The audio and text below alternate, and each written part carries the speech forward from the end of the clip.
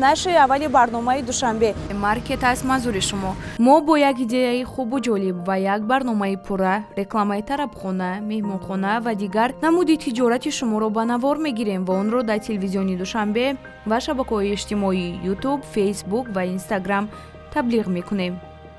در نشر اولی برنامه تصمیم گرفتیم که شما را با یکی از ساختمان‌های خوش‌طرح و زمانوی شهر دوشنبه، مجموعه استقامتی شهر سبز شناس کنیم.